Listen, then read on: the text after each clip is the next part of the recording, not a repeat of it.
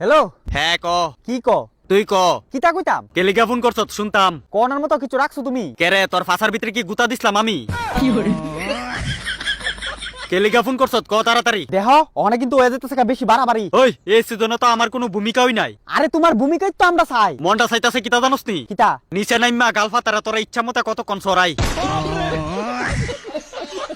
যখন আমি থাকতাম চাই তখন আমি তোর কাছে ওই জায়গা 220। আজের আলাপ করুন আছেন বেতলা ঠান্ডা লাগতেছে। ইস, ঠান্ডার দিনও ঠান্ডা লাগবো আমারে কচকিলিকা। তুমি যে লুহাইয়া বই এরিছো আমরার এমদা শক্ত হয়েছে আগা। ভালোই তুইছে আমি থাকলে তো তোর আবার গরম লাগে।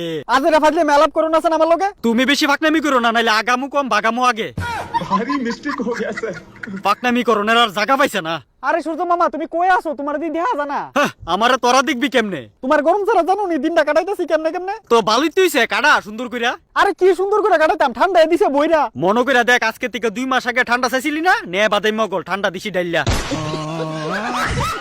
এবার বুঝবি গিয়া ঠেলা। দেহ মামা ফাইজলামি করো না, আকাশে তোমার চেহারা দেই না, তাড়াতাড়ি চেহারা দেখাও আর আমরা ঠান্ডাটা বাঁচাও। প্রিয় বাইক না ফালিশালাপ কইরো না, তোমার মতলবটা আমি বালা বুইরা বুঝি, দেড় শায়রি মাইরো না। হ্যাঁ তে মনে করে ফোন করে কইলই আমি তারে চেহারা দেখাইলাম। আরে মামা তুমি বুঝতাছো না কেরে? তুমি একটু চেহারাটা দেখাইলে আমরা একটু ঠান্ডার থেকে বাচ্চা যাবো। কেরে তোরার না বলে গরমের দিন ভাল লাগে না, ঠান্ডার দিন ভাল লাগে। মামা মামা যেই কথাটা কইছে যদি জানতাম আজকে তারা ডাইকিন না তার শ্বশুর অন্নবসন দেখাই দিলাম বলে। আচ্ছা যা যা, বেশি কমেডি করতে গিয়ে আজ্ঞা দিস না। আরে মামা তাড়াতাড়ি আয়ো না, ঠান্ডা ফুটকি মেরে দিছো তো, কেরে বুঝো না? আমি এইতাম না, আমার ঠান্ডা লাগে। কি কো তোমার ঠান্ডা লাগে? ও বেটা আমারও বেতালা ঠান্ডা লাগে। আজার এলাপ কম করে আমার লগে। তুই কি আমার বিয়ে লাগো যে তোর লগে আমি আজের আলাপ করতাম?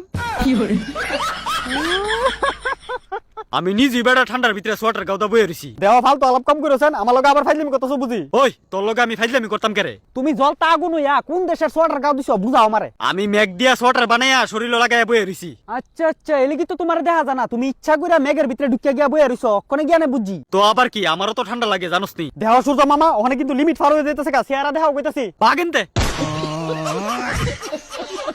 এন্দা ঠান্ডায় আমার গরমে তাপ কমে গেছে গা, তার আমি চেহারা দেখাইতাম। তুমি প্রত্যেকটা বছর এই পুষ সংক্রান্তি আইলে গায়ে বেজোগা ব্যাপারটা কিতা? পুষ সংক্রান্তির সময় তো ঠান্ডা বেশি পড়ে, তুই বুঝোস নি তা? পুষ সংক্রান্তি উপলক্ষে কাপড় চোপড় দইব সবাই ঘরে ঘরে, আর তুমি এন্দা মেঘের ভিতরে ঢুকিয়া বইয়া থাও সোয়াটার পরে। সবাই কাপড় চোপড় দইব তাতে আমার কি? আমি তো পুষ সংক্রান্তির দিন সকাল বেলা ফিডা খাইতে আয় পড়ুম তাড়াতাড়ি। বাবা বাবা বাবা ফিডা খাও নেলে গায়ে পড়বা সল সল সবাই বাড়ি বাড়ি, আর আমরা এন্দা ঠান্ডায় মরি। তোরার ব্যাপার, তোরা মরবি না বাঁচবি।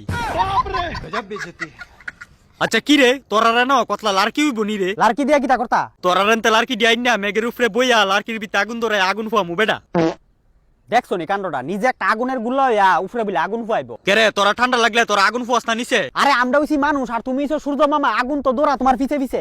আজকাল আমার গরমের তাপ কইমা গেছে, লিখি তো গরম পাঠাইতে পারি না তোরার কাছে। দেহ সূর্য মামা কোন সময় তো তোমার নারেঙ্গিনী কথা শুনতাছি, আর কইও না বহুত হইছে। আমি নারেঙ্গিনি করতাছি, ঠান্ডায় আমার অবস্থা খারাপ, এলিগে মেঘের ভিতরে ঢুকে বই রইছি। মামির ফোন নাম্বারটা দাও, মামির অক্ষণে ফোন করে কইতাছি। তোর মামিরে ফোন করলে কোনো লাভ হইতো না। কেরে? তোর মামি অফুস সংক্রান্তির কাপড় ধুইতাছে। কি করে